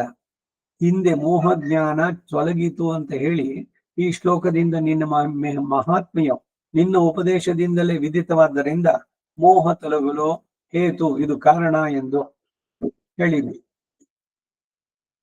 ಕೆಲವರು ಭಾವಿಸುತ್ತಾರೆ ಎನ್ನುವುದು ಸರಿಯಲ್ಲ ಅಂತ ತಿಳಿಸುವುದಕ್ಕಾಗಿ ತಥಾಚ ಅನ್ನೋ ವ್ಯಾಖ್ಯಾನ. ಮೋಹ ಹೋಗಲು ಕಾರಣ ಹೇಗೆ? ದೇಹ ಮತ್ತು ಆತ್ಮಗಳ ವಿವೇಕ ಜ್ಞಾನದಿಂದ. ದೇಹ ಬೇರೆ, ಆತ್ಮ ಬೇರೆ. ದೇಹಾತ್ಮ ಭ್ರಮೆ ಅದಾಗಬಾರ್ದು. ದೇಹಾತ್ಮ ಭ್ರಮೆ ಇದ್ದಾಗ ಆಗುವಲ್ಲ. ಪರಮಾತ್ಮನ ಕಲ್ಯಾಣ ಗುಣಾಕರತ್ವದಿಂದ, ವಿವಿಧ ವಿಚಿತ್ರ ವಿಭೂತಿ ಮತ್ವದಿಂದಲೂ ಸಕಲ ಜಗತ್ತಿನ ಸತ್ತ ಸ್ಥಿತಿ ಪ್ರವೃತ್ತಿಗಳಿಗೆ ಪರಮಾತ್ಮನೇ ಕಾರಣ ಎಂಬ ಜ್ಞಾನೋಪದೇಶದಿಂದ ಆತನಲ್ಲಿ ಮಹಾತ್ಮೆಯು ವ್ಯಕ್ತಪಡುವುದು ಅಲ್ಲದೆ ಸ್ವತಂತ್ರಾತ್ಮ ಭ್ರಮೆಯು ತೊಲಗುತ್ತೆ. ಇದು ಹೇಗೆ ಅಂದ್ರೆ, ಮೊದಲು ನಾನು ಅನ್ನೋದು ಹೋಗ್ಬೇಕು. ಅಹಂಕಾರ ಹೋದ್ರೆ ಮಮಕಾರ ತಾನಾಗಿ ಬಿಟ್ಟು ಹೋಗುತ್ತೆ. ನಾನು ನನ್ನವನಲ್ಲ. ಇದೇ ತಾನ ಅಷ್ಟಾಕ್ಷರಿ. ಅಹಂ ನಾರಾಯಣಾಯ ಭವೇಯಂ ನ ಮಮಸ್ಯಾಂ. ನಾನು ನನ್ನವನಲ್ಲ, ನಾನೇ ನನ್ನವನು ಅಲ್ಲ ಅಂತಂದ ಮೇಲೆ ನನ್ನದು ಅನ್ನೋದು ಏನು ಇಲ್ಲಿ ಉಳಿದಿಲ್ಲ. ಹಾಗೆ ಒಂದೊಂದು ಕೂಡ ಸ್ವತಂತ್ರಾತ್ಮ ಭ್ರಮೆ ಹೋಗ್ಬೇಕು. ಆದ್ದರಿಂದ ಹಿಂದಿನ ಶ್ಲೋಕದ ಉಕ್ತಿಗೆ ಈ ಮುಂದಿನ ಶ್ಲೋಕವು ಹೇತುವಾಗಿ ಭಾವಿಸತಕ್ಕದ್ದಲ್ಲ ಅನ್ನೋದು ಸೂಚಿಸುವುದಕ್ಕಾಗಿ ಚ ಅನ್ನುವ ಒಂದು ಶಬ್ದ ನೋಡಿ. ಆ ಚಕಾರಿಗೆ ಎಷ್ಟು ಅರ್ಥ ಇದೆ. ನನ್ನ ಮೋಹವು ತೊಲಗಿತು, ನಿನ್ನ ಮಹಾತ್ಮೆಯು ವೇದ್ಯವಾಯಿತು ಎಂಬುದು ತಾತ್ಪರ್ಯ. ಶ್ರೀ ಶಂಕರಾಚಾರ್ಯರು ಕೂಡ ಕಿಂಚ ಎಂದೇ ಸರಿಯಾದ ಅವತಾರಿಕೆಯನ್ನು ಕೊಟ್ಟಿದ್ದಾರೆ. ಈ ಚಕಾರದಲ್ಲಿ ಮೂಲದಲ್ಲಿರುವ ಚಕಾರವನ್ನ ಅನುಸರಿಸುತ್ತೆ ಎಂದು ಭಾವಿಸತಕ್ಕದ್ದೊಂದು. ಎರಡನೇ ಶ್ಲೋಕ. ಭವಾಪ್ಯಯೌ ಹಿ ಭೂತಾನಾಂ ಶ್ರುತೌ ವಿಸ್ತರಶೋ ಮಯಾ ತ್ವತ್ತಃ ಕಮಲಪತ್ರಾಕ್ಷಂ ಮಹಾತ್ಮ್ಯಭಿಚಾವ್ಯಯಂ. 11ನೇ ಅಧ್ಯಾಯ 2ನೇ ಶ್ಲೋಕ. ಮೂಲಕ್ಕೆ ಅರ್ಥ: ನಿನ್ನ ಉಪದೇಶದ ಮೂಲಕ ಸರ್ವಕ್ಕೂ ನೀನೇ ಕಾರಣ ಎಂದು, ನಿನ್ನ ಮಹಾತ್ಮೆಯು ಅತ್ಯದ್ಭುತವಾದದ್ದು ಎಂದು ಸವಿಸ್ತಾರವಾಗಿ ತಿಳಿದೆ ಎಂದು ಅರ್ಜುನನು ಹೇಳ್ತಾನೆ. ಹೇ ಕಮಲಪತ್ರಾಕ್ಷ, ಪುಂಡರೀಕಾಕ್ಷ, ಕಪ್ಯಾಸಂ ಎಂಬ ಶ್ರುತಿಯಲ್ಲಿ ಉಪಪಾದಿಸಿರುವ ಹಾಗೆ ಅಗಾಧವಾದ ನೀರಿನಲ್ಲಿ ನಾಳದ ಮೂಲಕ ಮೇಲಕ್ಕೆ ಬಂದು ಸೂರ್ಯನಿಂದ ವಿಕಸಿತವಾದ ಕಮಲ ಪತ್ರದ ಹಾಗೆ ರಮಣೀಯವಾಗಿ ಭಕ್ತಾನುಗ್ರಹವನ್ನ ಸೂಚಿಸುವ ವಿಶಾಲವಾಗಿ ಮನೋಹರವಾಗಿ ಕೃಪಾ ಪೀಯೂಷ ಜಲನಿಧಿ ಎಂಬುದನ್ನು ಸೂಚಿಸುವ ಕಣ್ಣುಗಳನ್ನು ಉಳ್ಳವನೇ, ತ್ವತ್ತಃ ಸರ್ವ ಕಾರಣಭೂತನಾದ ನಿನ್ನ ದಶೆಯಿಂದ ಭೂತಾನಾಂ ಜಗತ್ತಿನ ಸರ್ವಭೂತಗಳು, ತ್ವತ್ತಃ ಸರ್ವ ಕಾರಣಭೂತನಾದ ನಿನ್ನ ದಶೆಯಿಂದ ಭಾವಾಪ್ಯಯವು ಉತ್ಪತ್ತಿ ಪ್ರಲಯಗಳು ತ್ವತ್ತಃ ನಿನ್ನಿಂದಲೇ ಸಾಕ್ಷಾತ್ತಾಗಿ ಉಂಟಾಗುತ್ತೆ ಎಂದು ವಿಸ್ತರತಃ ವಿಸ್ತರಶಃ ವಿಸ್ತಾರವಾಗಿ ಶ್ರುತೌ ಕೇಳಲ್ಪಟ್ಟಿದ್ದು ಅಥವಾ ನಿನ್ನಿಂದಲೇ ಕೇಳಿ ತಿಳಿದೆ.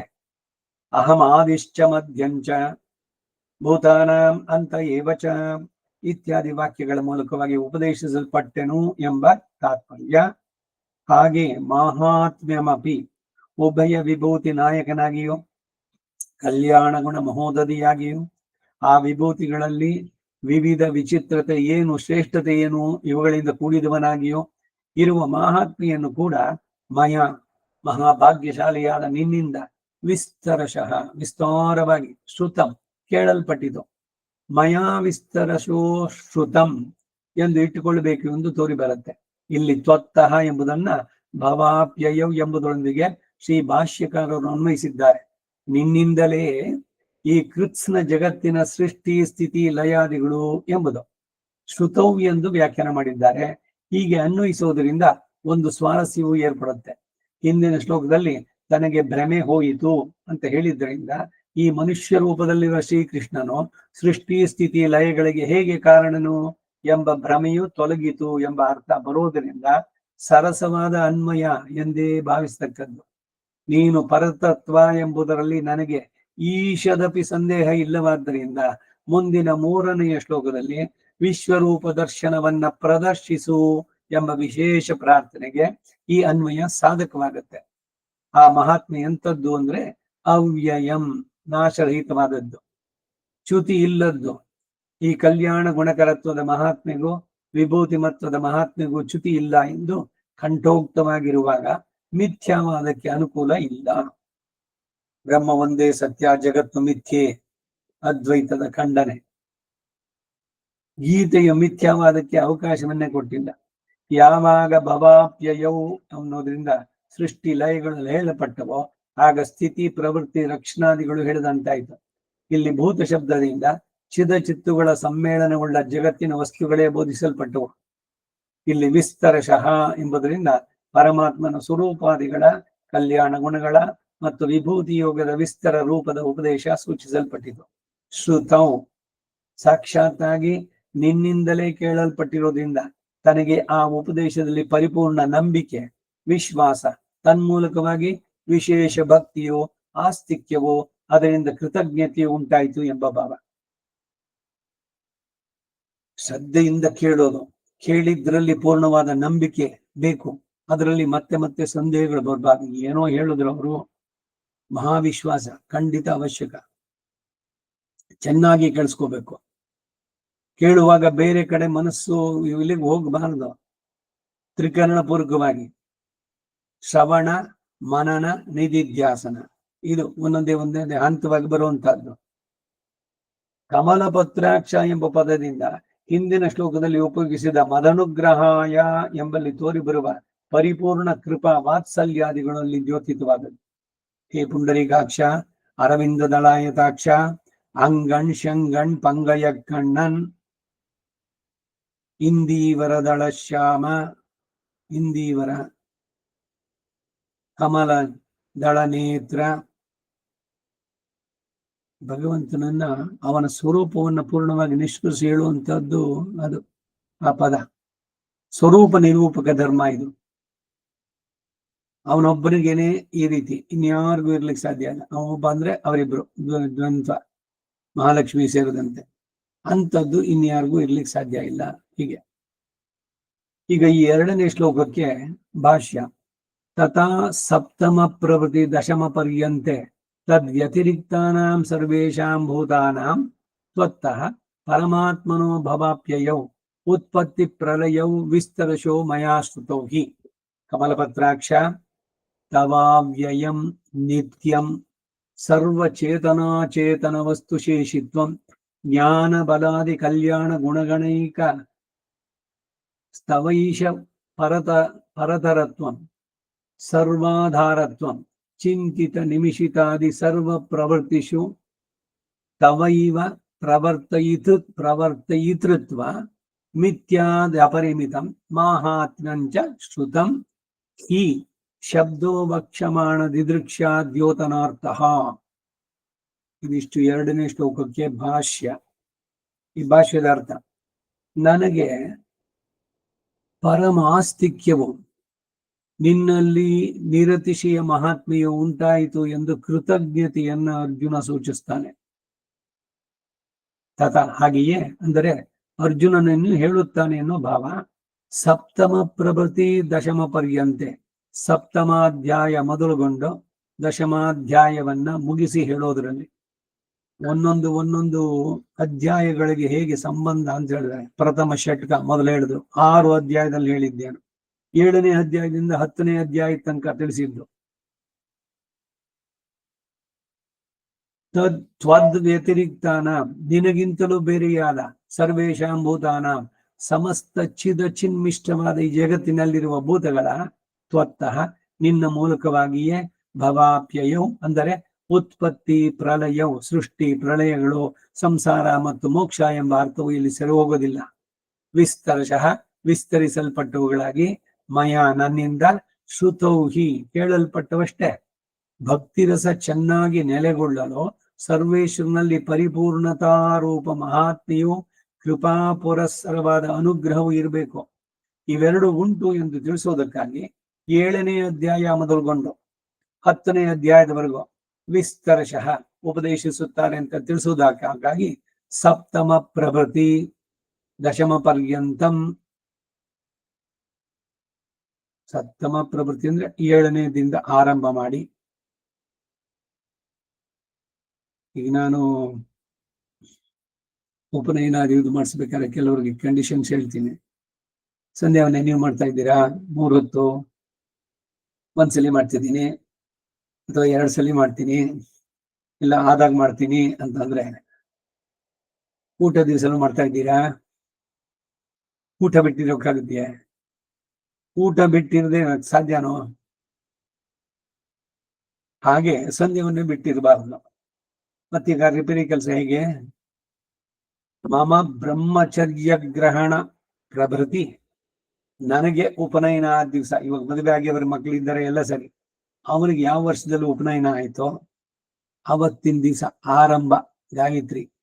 ಆದ್ರಿಂದ ಪ್ರವೃತ್ತಿ ಅದ್ಯತನ ಪರ್ಯಂತಂ, ಅಂದ್ರೆ ಇವತ್ತಿನ ತನಕ, ಇವತ್ ಮಧ್ಯಾಹ್ನನೋ ಸಾಯಂಕಾಲನೋ ಅವ್ರು ಬಂದ ಸಮಯದ ತನಕ ತ್ರಿಕಾಲ ಸಂಧ್ಯಾ ವಂದನ ಅಕರಣ ಪ್ರಾಯಶ್ಚಿತ್ತಾರ್ಥಂ, 3 ಹೊತ್ತು ಇದು ಸಂಧ್ಯಾ ವಂದನೆ ಮಾಡದೇ ಇರುವುದಕ್ಕೆ ಪ್ರಾಯಶ್ಚಿತ್ತವಾಗಿ ಅಷ್ಟೋತ್ತರ 8,000 ಸಂಖ್ಯೆಯ ಗಾಯತ್ರಿ ಮಂತ್ರ ಜಪಂ ಕರಿಷ್ಯೇ. ಇದು ಸಂಕಲ್ಪ ಪ್ರಾಯಶ್ಚಿತ್ತ. 8,008 ಗಾಯತ್ರಿ ಮಾಡಬೇಕು. ಅವನಿಗೆ ಮದುವೆ ಆಯ್ತು, ಮಕ್ಕಳಾಯ್ತು, ಈಗ ಮಗನಿಗೆ ಉಪನಯನ ಆಗಬೇಕು. ಅವನಿಗೆ ಉಪನಯನ ಆದ ದಿವಸದಿಂದ ಇಲ್ಲಿಯವರೆಗೆ 3 ದಿವಸ ಮಾಡದೆ ಇದ್ದಿದ್ದಕ್ಕೆ ಪ್ರಾಯಶ್ಚಿತ್ತ. ಇದು ಒಂದ್ ಕಡೆ ಪ್ರಾಯಶ್ಚಿತ್ತ ಆದ್ರೆ, ಈ ಕ್ಷಣದಿಂದ ಇವತ್ತು ಮಧ್ಯಾಹ್ನ ಬಂದ್ರೆ ಮಧ್ಯಾಹ್ನದ್ದು ಮಾಧ್ಯಾಹ್ನಿಕ, ಸಾಯಂಕಾಲದಿಂದ ಶುರು ಮಾಡಿಕೊಂಡು ತ್ರಿಕಾಲ ಸಂಧ್ಯಾವನ್ನೇ ಮುಂದುವರಿಸ್ಬೇಕು. ಇದಲ್ಲದೆ ರಿಪೇರಿ ಕೆಲಸ ಆದ್ಮೇಲೆ ಮಮ ಕುಮಾರಸ್ಯ ಗಾಯತ್ರಿ ಪ್ರಧಾನ ಸಿದ್ಧ್ಯರ್ಥಂ ಅಂತ ಹೇಳಿ 12,008 ಗಾಯತ್ರಿ, 12,000 ಸಂಖ್ಯೆಯ ಗಾಯತ್ರಿ ಮಂತ್ರ ಜಪಂ ಕರಿಷ್ಯೆ. ವಾದ್ಯಾರು ಯಾರೇ ಬರ್ಬೋದು. ಗಾಯತ್ರಿ ಮಂತ್ರದ ಉಪದೇಶ ಆ ತಂದೆಗೆ ಹೇಳ್ಕೊಡ್ತಾನ ಅಧ್ವರ್ಯವಾಗಿ. ತಂದೆಯಾದವನು ಮಗನ ಬಲಗಿವಿಯಲ್ಲಿ ಮಂತ್ರೋಪದೇಶವನ್ನು ಮಾಡಬೇಕು. ಆ ಮಂತ್ರೋಪದೇಶ ಮಾಡ್ಬೇಕಾದ್ರೆ ಇವನಿಗೆ ಅಯೋಗ್ಯತೆ ಪಡೆದಿರ್ಬೇಕಲ್ಲ. ಆ ಮಂತ್ರ ಹೇಳಿದ್ದಕ್ಕೆ ಅದಕ್ಕೊಂದು ಶಕ್ತಿ ಉಂಟಾಗಬೇಕು ಅಂದ್ರೆ ಇವನು ಮಾಡಬೇಕು. ಅದು 8,000, ಇದು 12,000, 20,000 ಗಾಯತ್ರಿ ಮಾಡಿ ಮುಂದಕ್ಕೆ ಪ್ರತಿದಿನ 3 ಹೊತ್ತು ಸಂಧ್ಯಾವನ್ನೇ ಮಾಡ್ತೀನಿ ಅನ್ನೋ ಸಂಕಲ್ಪ ಇದ್ರೆ ಬನ್ನಿ ಮಾಡಿಸ್ತೀನಿ ಅಂತ ಒಂದು ಪ್ರಾಯಶ್ಚಿತ್ತ. ಇನ್ನೊಂದು ಯಾರು ಬರೋದೇ ಇಲ್ವೇನೋ, ಹೋಗ್ತಾರೆ ಎಷ್ಟು ಜನ. ಅದೆಲ್ಲ ಮಾಡಕ್ಕಾಗಲ್ಲ, ಸರಿ ಇನ್ಯಾರು ನೋಡ್ಕೊಳ್ಳಿ ಯಾಕಾದ್ರೆ ಅಂತ. ಬ್ರಹ್ಮಚರ್ಯ ಉಪದೇಶ ಬಹಳ ಬಹಳ ಮುಖ್ಯವಾದದ್ದು. ತಂದೆಗೆ ಗುರುತರವಾದಂತಹ ಹೊಣೆ. ಅವನಿಗೆ ಮೇಧಾಶಕ್ತಿ ಗಾಯತ್ರಿಯ ಕೃಪೆಯಿಂದ ಅವನ ಬಾಳು ಚೆನ್ನಾಗಿರ್ಬೇಕು. ಬರೀ ಇಲ್ಲಿನ ಬಾಳು ಅಷ್ಟೇ ಅಲ್ಲ, ಆ ಆತ್ಮಕ್ಕೆ ಮುಂದಿನ ಜನ್ಮಗಳು ಇದ್ರದಕ್ಕೂ ಕೂಡ ಭಗವದ್ ಭಕ್ತಿ ಎಲ್ಲ ಉಂಟಾಗುವುದಕ್ಕಾಗಿ ಮೂಲತಃ ಗಾಯತ್ರಿ. ಅದನ್ನು ಉಪದೇಶ ಮಾಡ್ಬೇಕಾದ್ರೆ ಎಷ್ಟಿರಬೇಕು. ಹೀಗೆ ಮಂತ್ರಕ್ಕೆ ಇರುವ ಪ್ರಾಧಾನ್ಯತೆ ಇವುಗಳನ್ನ ತಿಳಿದು ಅದನ್ನ ತಿಳಿಸಿ ಅವರಿಗೆ ಆ ಯೋಗ್ಯತೆಯನ್ನು ಉಂಟು ಮಾಡಿ. ಈಗ ಸಂಕಲ್ಪದಲ್ಲಿ ನೋಡಿ, ಮಮ ಕುಮಾರಸ್ಯ ಗಾಯತ್ರಿ ಪ್ರಧಾನೆ ಯೋಗ್ಯತಾ ಸಿದ್ಧ್ಯರ್ಥಂ ಅಂತ ಹೇಳಿ ಮಾಡುವಂಥದ್ದು.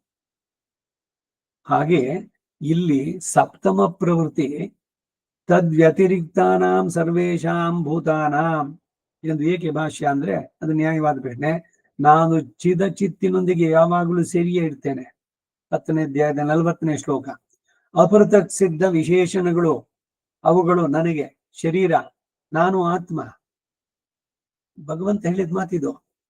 ವಿಭೂತಿ ಯುಗದ ಅಂದ್ರೆ ಹಿಂದಿನ ಅಧ್ಯಾಯ 10ನೇ ಅಧ್ಯಾಯದ 20ನೇ ಶ್ಲೋಕದಲ್ಲಿ ಎಲ್ಲವೂ ನನಗೆ ಶರೀರ, ಚೇತನ ಅಚೇತನಗಳು. ಚರಾಚರಾಣಿ ಸರ್ವಾಣಿ ಸರ್ವಂ ಭಗವದ್ವಪುಹು ಅಂತ ಹೇಳದಂತೆ.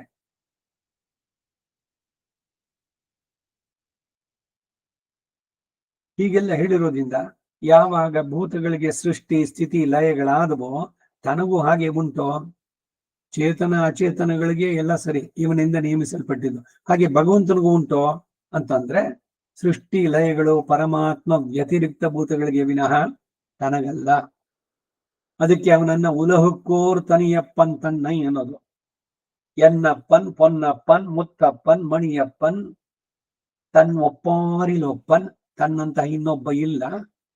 ಉಲಹುಕ್ಕೋರ್ ತನಿಯಪ್ಪನ್, ಸಕಲೇತರ ವಿಲಕ್ಷಣ. ಹಾಗೆ ತಾನು ಸೃಷ್ಟಿಸಲ್ಪಟ್ಟಂತ ಎಲ್ಲದಕ್ಕೂ ಕೂಡ ಇವೆಲ್ಲ ಇದ್ರು ಕೂಡ ತಾನು ಅದಕ್ಕೆ ಒಂದಾಗಿಲ್ಲ. ಅವನು ಅದರಿಂದ ಹೊರಗಿರುವಂತವನು. ಈ ಭೂತಗಳು ಸೃಷ್ಟಿಸಲ್ಪಟ್ಟು ಸ್ಥೂಲ ರೂಪ ಹೊಂದಿದ ಹಾಗೆಲ್ಲ ತತ್ ಸೃಷ್ಟ್ವಾ ತದೇವಾನುಪ್ರಾವಿಶತ್ ಅಂತ ಹೇಳಿರುವ ಹಾಗೆ ಸ್ವರೂಪತಃ ವ್ಯಾಪ್ತಿ ಉಂಟು ಎಂದು ತಿಳಿಸೋದಕ್ಕಾಗಿ ಸೃಷ್ಟಿ ಲಯಗಳಿಗೆ ಪರಮಾತ್ಮನು ನಿರ್ವಿಕಾರನಾಗಿ ಒಳಗಾಗಿಲ್ಲ ಎಂದು ತಿಳಿಸೋದಕ್ಕಾಗಿ ಹಾಗೆ ಪ್ರಯೋಗ. ತದ್ವ್ಯತಿರಿಕ್ತಾನಾಂ ಅಂತ ಹೇಳಿದ ನಂತರವೂ ನಿತ್ಯರು ಮುಕ್ತರು ತದ್ವ್ಯತಿರಿಕ್ತರಲ್ಲವೋ? ಅವರು ಹಾಗಾದ್ರೆ ಸೃಷ್ಟಿ ಲಯಗಳಿಗೆ ಸಿಕ್ಕಿದವರು ಅಂತಂದ್ರೆ ಅವರು ಸರ್ಗೇಪಿ ನೋಪಜಾಯಂತೆ ಪ್ರಳಯೇ ನವ್ಯಥಂತಿ ಚ. ಈ ಸೃಷ್ಟಿ ಪ್ರಳಯಗಳಿಗೆ ಸಿಕ್ಕಿದವರು ಅಲ್ಲ, ಆದ್ದರಿಂದ ಅವರುಗಳನ್ನ ವ್ಯಾವರ್ತಿಸಿ ಹೇಳುವುದಕ್ಕಾಗಿ ಸರ್ವೇಷಾಂ ಭೂತಾನಾಂ ಎಂಬ ಪ್ರಯೋಗ. ಪ್ರಕೃತಿ ಸಂಬಂಧ ಇರುವ ಜೀವಾತ್ಮರುಗಳಿಗೆ ಭೂತ ಶಬ್ದವೇ ವಿನಃ ಭೂತ ಶಬ್ದದಿಂದ ನಿತ್ಯ ಮುಕ್ತರು ಹೇಳಲ್ಪಡೋದಿಲ್ಲ. ನೋಡಿ, ಎಲ್ಲ ಒಂದೊಂದು ಪದಗಳು ಹೇಳ್ಬೇಕಾದ್ರೆ ಅವರು ನಿತ್ಯರು, ಅವರನ್ನು ಭೂತರು ಅಂತ ಕೇಳೋಲ್ಲ. ಭೂತ ಸೃಷ್ಟಿ ಅಂದ್ರೆ ಇಲ್ಲಿ 14 ಲೋಕಗಳಿದೆಯಲ್ಲ, ದೇವ, ಮನುಷ್ಯ, ತಿರ್ಯಕ್, ಸ್ಥಾವರ, ಈ ಚತುರ್ಮುಖ ಬ್ರಹ್ಮನಿಂದ ಸೃಷ್ಟಿಸಲ್ಪಟ್ಟಂತಹದ್ದು. ಅವರವರ ಕರ್ಮಕ್ಕೆ ಸರಿಯಾಗಿ ಆಯಾಯ ಶರೀರಗಳು, ಆ ಕರ್ಮ ಶರೀರದಿಂದ ಇರೋವರೆಲ್ಲ ಅದು. ಯಾವಾಗ ಸೃಷ್ಟಿ ಲಯಾಧಿಕಾರಿ ಎಂದಾಯಿತೋ ಅದರಿಂದಲೇ ಮಹಾತ್ಮವಿ ವ್ಯಕ್ತ ಎಂದು ಬೋಧಿಸುವುದಕ್ಕಾಗಿ ಹಿ ಅನ್ನೋ ಶಬ್ದ. ಈ ಹಿ ಮತ್ತು ಚ ಈ ಪದಗಳಿಗೆಲ್ಲ ವಿಶೇಷವಾದ ಅರ್ಥಗಳಿದೆ. ಬರೀ ಸುಮ್ಮನೆ ಅಲ್ಲಿ ಪದ ಜೋಡಿಸೋಕೆ ಛಂದೋಬದ್ಧವಾಗಿರ್ಬೇಕು ಅದಕ್ಕೆ ಉಪಯೋಗಿಸ್ತಾರೆ ಅಂತಲ್ಲ.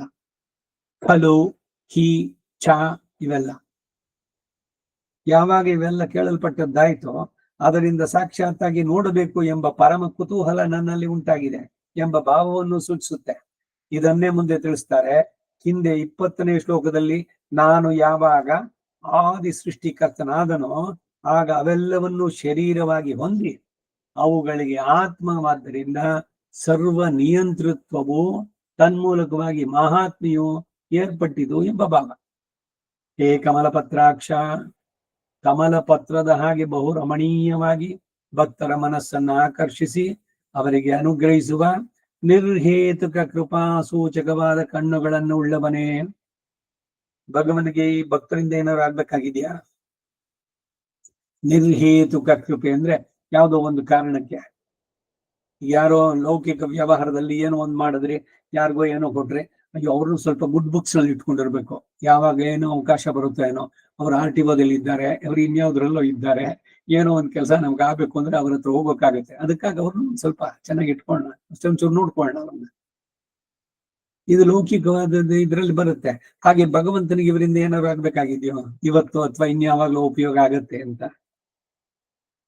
ಯಾವುದೂ ಇಲ್ಲದೆ ಮಾರ್ಕಂಡೇಯರು ಶ್ರೀಕೃಷ್ಣನೇ ಪರತತ್ವ ಎಂದು ಯುಧಿಷ್ಠಿರಾದಿಗಳಿಗೆ ಉಪದೇಶಿಸುವ ಸಂದರ್ಭದಲ್ಲಿ ಈ ಮಾರ್ಕಂಡೇಯ ಮಹರ್ಷಿ ಅಲ್ಪಾಯು ಅಂತಾಗಿದ್ದು ಕಥೆಗಳು ಈಗ ಹೋಗಿದ್ವಲ್ಲ, ಇದರಲ್ಲಿ ಶ್ರೀರಂಗದ 2-3 ಕ್ಷೇತ್ರಗಳಲ್ಲಿ ಮಾರ್ಕಂಡೇಯ ಭಗವಂತನ ಜೊತೆಯಲ್ಲಿ ತಪಸ್ಸನ್ನು ಕೂತಿದ್ದು.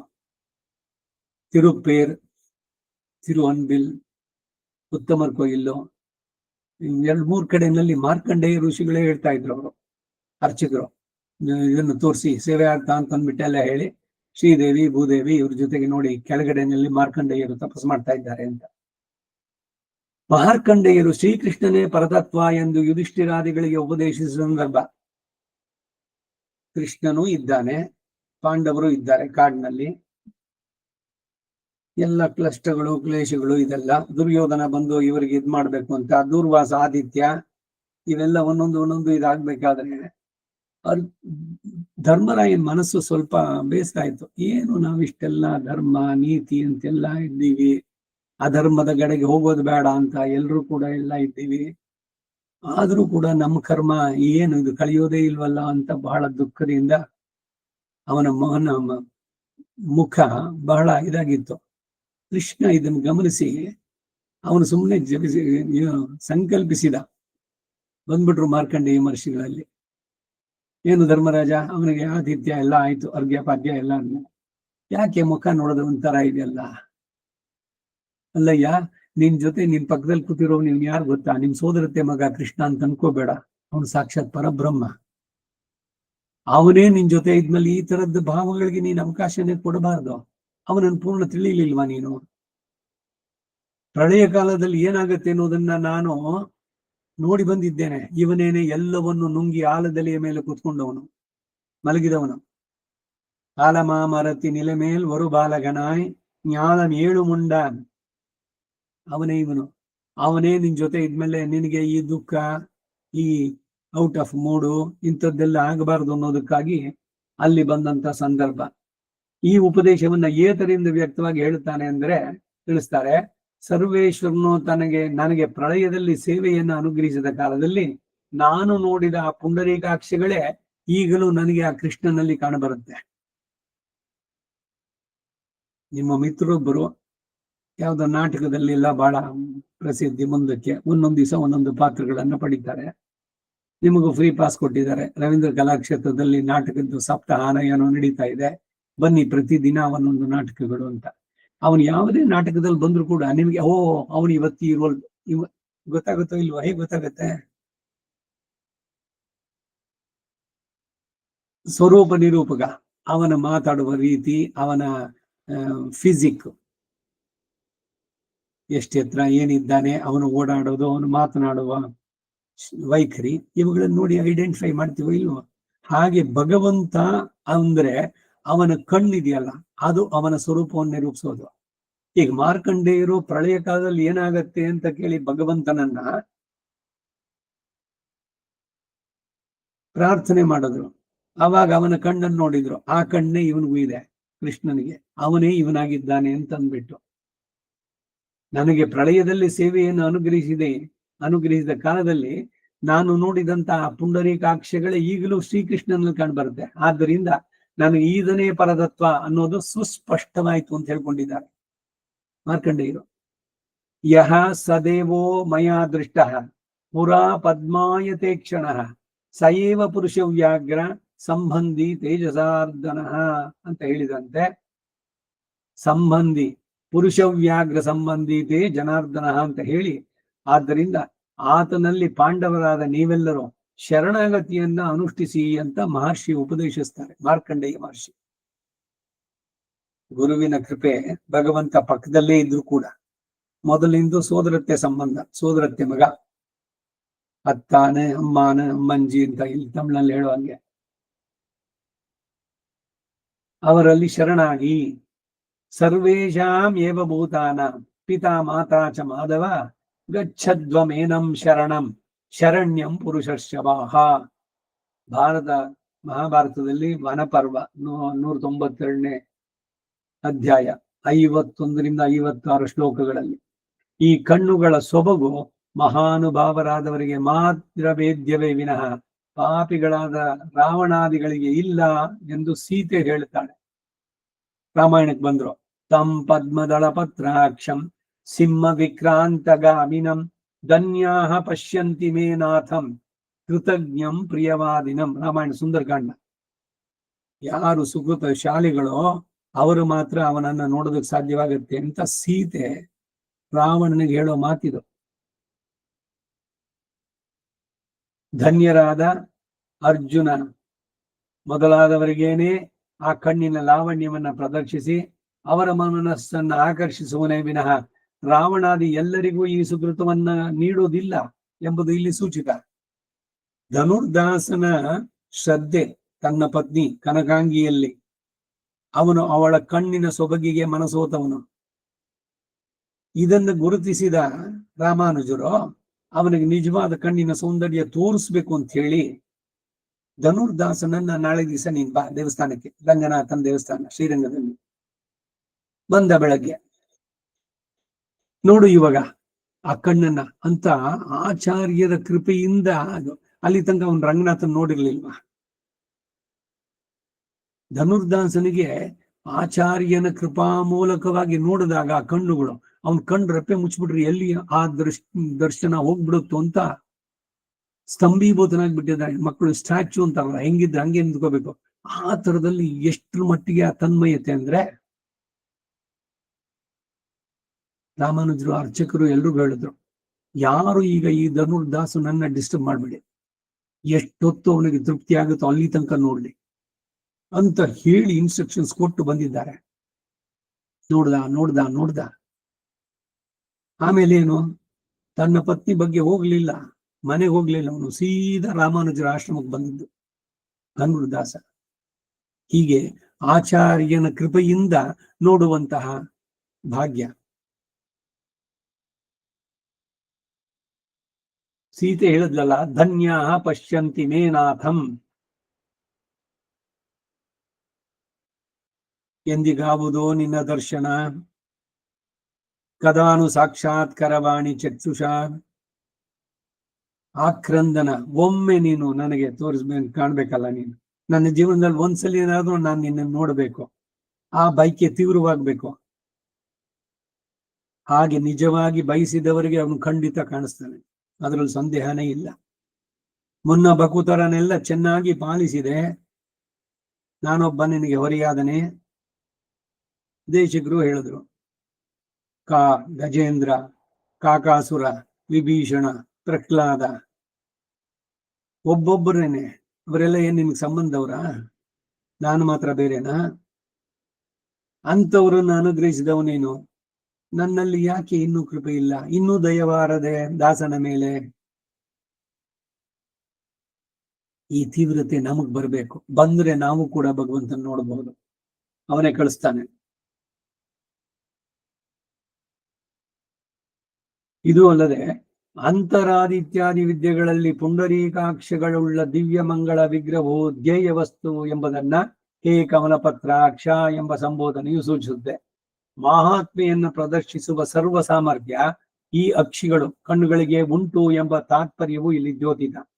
ತವ ನಿನ್ನ ಅವ್ಯಯಂ ಅಂದರೆ ನಿತ್ಯಂ, ನಾಶವಿಲ್ಲದೆ ನಿತ್ಯವಾದ ಸರ್ವ ಚೇತನಾಚೇತನ ವಸ್ತುಗಳಿಗೆ ಶೇಷಿತ್ವಂ, ಶೇಷಿಯಾಗಿರೋಣವು, ಸರ್ವಶೇಷಿ, ಜ್ಞಾನ ಬಲ ಮೊದಲಾದ ಷಾಡ್ಗುಣ್ಯಾದಿ ಕಲ್ಯಾಣ ಗುಣ ಸಮೂಹದಿಂದ ತವೈವ ನಿನಗೇನೇ ಸಲ್ಲುವಂತಹ ಪರತರತ್ವಂ, ಸರ್ವೋತ್ಕೃಷ್ಟ ಭಾವವು, ಸರ್ವಾಧಾರತ್ವಂ, ಸಮಸ್ತವು ನಿನಗೆ ಶರೀರವಾದ್ದರಿಂದ ಅವೆಲ್ಲವೂ ಆಧೇಯವಾಗಿ ಅವುಗಳಿಗೆಲ್ಲ ನೀನು ಆಧಾರನಾಗಿ, ಇದು ನಾರಾಯಣ ಶಬ್ದದಲ್ಲಿ ಬೋಧಿತವಾದ ಅರ್ಥ.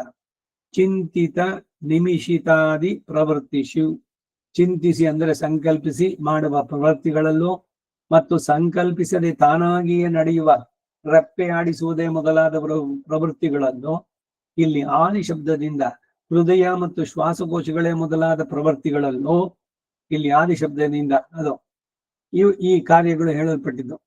ಇದನ್ನು ಕೆಲವು ವಾಲಂಟರಿ ಇನ್ವಾಲಂಟರಿ ಅಂತಾರೆ ಸೈಂಟಿಫಿಕ್ ಇದರಲ್ಲಿ. ಈಗ ಉಸಿರಾಡೋದಕ್ಕೆ ಅಥವಾ ಹೃದಯದ ಬಡಿತ, ಇದು ನಿಮ್ಮನ್ನು ಕೇಳ್ಬಿಟ್ಟು ಅದು ಈಗ ನನ್ನ ಹೃದಯ ಬಡಿತ ನಿಂತು ಹೋಗ್ಲಿ, ಆಮೇಲೆ ಇನ್ನೊಂದು ಮಧ್ಯಾಹ್ನ ಸಾಯಂಕಾಲಕ್ಕೆ ಆಮೇಲೆ ಮೊದಲ ಶುರುವಾಗ್ಲಿ, ಇದು ನಮ್ಮ ಕೈನಲ್ಲಿ ಇದೆಯೋ?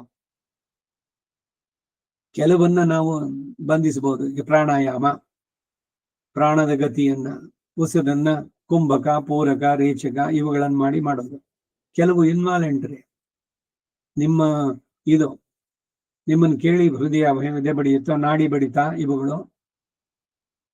ಹಾಗೆ ಎಲ್ಲ ಪ್ರವೃತ್ತಿಗಳು, ರೆಪ್ಪೆ ಆಡಿಸುವುದೇ ಮೊದಲಾದ ಹೃದಯ ಮತ್ತು ಶ್ವಾಸಕೋಶಗಳ ಮೊದಲಾದ ಪ್ರವೃತ್ತಿಗಳಲ್ಲಿ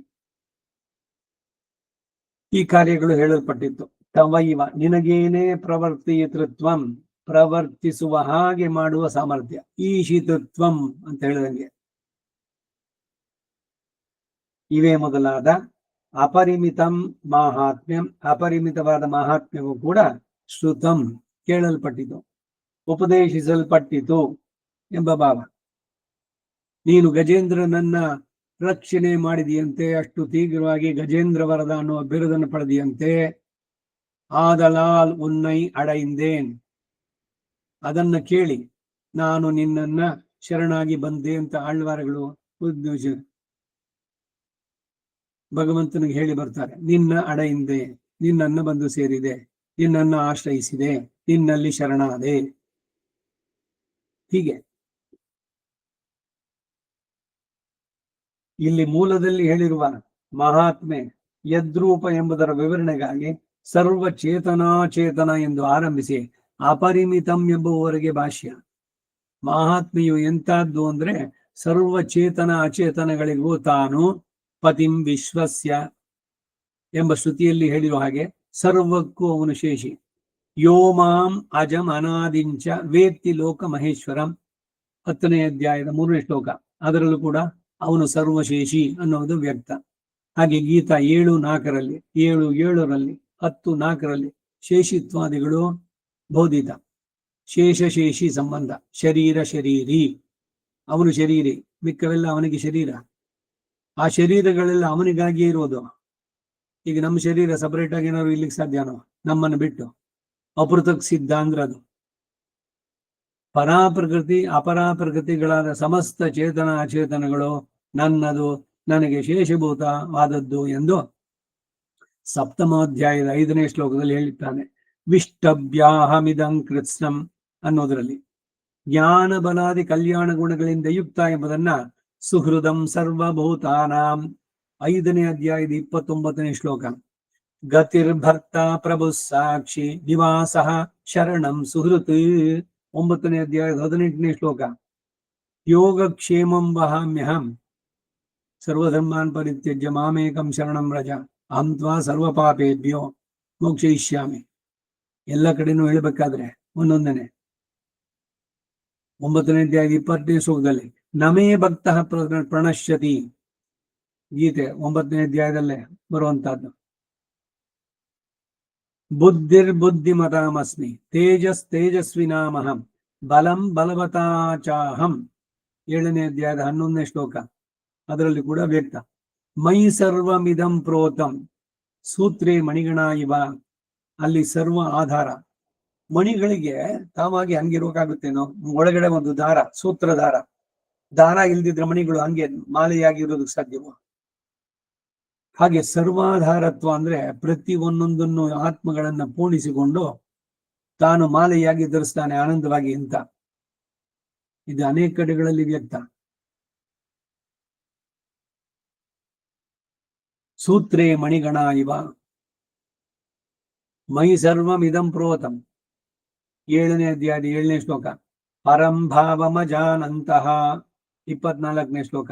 ಅದೇ 7ನೇ ಅಧ್ಯಾಯದಲ್ಲಿ ಪರತ್ವೋ ಬುದ್ಧಿರ್ಜ್ಞಾನಮ ಸಮ್ಮೋಹ ಕ್ಷಮಾ ಸತ್ಯಂ ದಮಶಮಃ ಅಂತ ಆರಂಭಿಸಿ ಭವಂತಿ ಭಾವಭೂತಾನಾಂ ಮತ್ತಯೇವ ಪೃಥಗ್ವಿದಾಹ ಎಂದು ಮುಗಿಸಿ ಸರ್ವ ಪ್ರವೃತ್ತಿಗಳಿಗೂ ತಾನೇ ಕಾರಣ ಎಂದು ಯತಃ ಪ್ರವೃತ್ತಿರ್ಭೂತಾನಾಂ ಅಂದಲ್ಲೂ ಹೇಳಿಕೊಂಡಿರೋದ್ರಿಂದ ಈ ಮಹಾತ್ಮೆಯು ಈ ವಿಧವಾದದ್ದು ಎಂದು ವಿವರಿಸಿದ್ದಾರೆ. ಮೂಲದಲ್ಲಿರುವಂತಹ ಹಿ ಶಬ್ದ ವಕ್ಷ್ಯಮಾಣ ದಿದೃಕ್ಷ್ಯ ದ್ಯೋತನಾರ್ಥ. ಮುಂದೆ 3ನೇ ಶ್ಲೋಕದಲ್ಲಿ ಹೇಳಲ್ಪಡುವಂತಹ ಸರ್ವ ವಿಭೂತಿಯುಕ್ತನಾಗಿ ಆಶ್ಚರ್ಯಕರವಾದ ರೂಪವನ್ನು ನೋಡಬೇಕು ಎಂಬ ಅಪೇಕ್ಷೆಯನ್ನ ಸೂಚಿಸುವ ಅಭಿಪ್ರಾಯವುಳ್ಳದ್ದು. ಇಂತಹ ಅಪರಿಮಿತ ಮಹಾತ್ಮೆಯುಳ್ಳವನು ಎಂದಲ್ಲವೇ ನೀನು ಉಪದೇಶಿಸಿದ್ದು. ಆದ್ದರಿಂದ ಅಂತಹ ಅದ್ಭುತ ರೂಪವನ್ನು ನೋಡಬೇಕೆಂಬ ಪರಮ ಕುತೂಹಲ ಉಂಟು ಎಂಬ ಭಾವವನ್ನ ಪ್ರದರ್ಶಿಸುತ್ತದೆ ಈ ಹಿ ಅನ್ನುವ ಶಬ್ದ. ಇಂತಹ ಅಚಿಂತನೀಯವಾದ ಪಾರಮೈಶ್ವರ್ಯ ಯುಕ್ತ ಎಂಬುದನ್ನು ಯಾವಾಗ ಗ್ರಹಿಸಿದನೋ ಭೂಯ ಕಥಯೋ ತೃಪ್ತಿರ್ಹಿ ಶೃಣ್ವತೋ ನಾಸ್ತಿ ಮೇ ಮೃತಂ.